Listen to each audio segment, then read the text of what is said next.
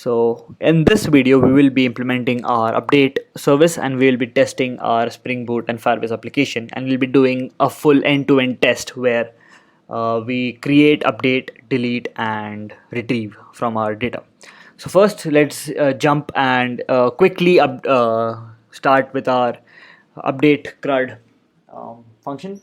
So let's quickly jump into that. So update. So how are we updating? We do firestore db firestore equal to firestore client dot get firestore, initialize our firestore, do an API future with write result, which is basically going to be collections API future, and this will be equal to db firestore dot collection, which is going to be CRUD user dot document dot dele delete. Great. So looks good, looks pretty straightforward, and instead of delete, all we have to do is update. So for update, it's basically going to be the same as create. So if we do CRUD user singular, and see, we just do a get and set, so it just overrides and updates whatever is missing. And same as create, we give out this so that it knows what it should expect, add our method signatures to it, and we have our update as ready as well. Okay, so we have some discrepancy here which we need to fix. So document ID needs to be document ID, not something else. Everything else looks good. Card, document ID, everything is looking great. And okay, yeah, the next thing, all you have to do is console, not that, and all you have to do is run our application. So let's run it and let's see it from the beginning, where we do a create, update, delete, and get. So definitely write unit tests for your application, and we'll talk about unit tests in the next playlist, where we start from simple unit tests, we move on to controller unit tests, and then also mock, see how Mockito works and when do we actually have to mock our services. And from simple unit tests, we will jump on to integration tests and see how all of that works together. So pretty interesting playlists coming in the future, but for now, let's test our CRUD runner. So let's do a get, quickly do a get and see what's happening here.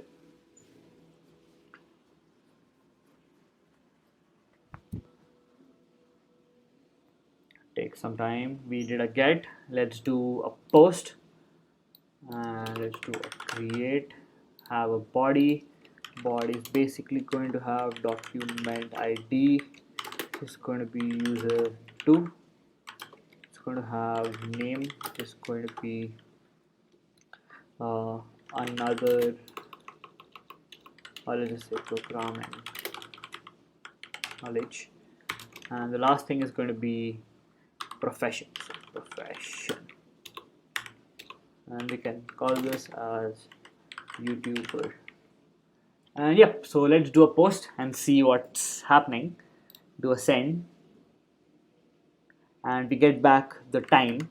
And if you see Firestore, it has automatically updated it to programming knowledge, document ID is user 2, and this is all looking great. So what's next? We did a create, we did let's do an update. So let's call this YouTuber plus software developer, and all you have to do is make it a put, update, and hit send. We get back this, and as you can see, we have YouTuber plus software developer. So put also works, create also works. We did a get, so let's do a get again. So we do a get, no body, params is going to be document ID, which is going to be user 2. Hit send. Got nothing, so it doesn't exist. Let's call this programming knowledge. Hit send.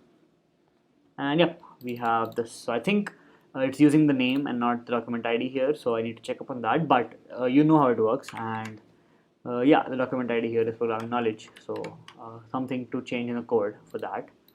Let's quickly see what was happening. So we do a get name, and okay, so we're setting it by name and not by document ID, so that's what we did. So if we do a get document ID and then set our CRUD, that is where it actually does it properly. So same thing which we did here, we do the same thing for update as well. So update CRUD, instead of get name, we do get document ID, and that is how we update, delete, and create it. So that's more or less how the CRUD API works. Let's go through the beginning and see what we had implemented. So we started off with our pom.xml, where we added some dependencies like Springboot, Starter Web, Test, Lombok, and Firebase, which is basically how we connected to our database. Here we then went to project settings, and that way we created our service account key and private key in service accounts. We took some boilerplate code here for the Java authentication, where we extract a resource and then implement it or integrated with our application in Java. Next was creating a Firestore database. We created a collection, which was basically a schema in NoSQL called CRUD user, and then we had some attributes added to it, such as document ID, name, and profession. Now, when we come back to our application, we went to the CRUD runner and we added our boilerplate code to have the authorization done and connect to our database URL, initialize our Firebase app, and have our endpoints up and running. So our endpoints are create, retrieve, update, delete, and a test get endpoint to see if our endpoints are working properly or not. We then used a CRUD Pojo, which basically is how our data looks like in this database, and then we just mapped it to it so that we can see our application do stuff.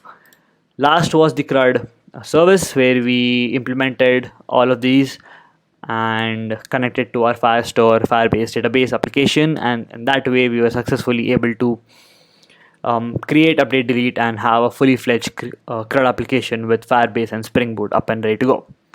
So what next? So we end our Firebase tutorial here and playlist here, but the next set of tutorials will include, as I said, unit testing, where we start from what unit tests are, why do we need them, how can we actually use them in interviews, and also talk about how are they implemented in Spring Boot, and also then move ahead with integration tests and explore the entire testing pyramid for our better understanding. So thank you for watching, and I'll see you in the next video and playlist.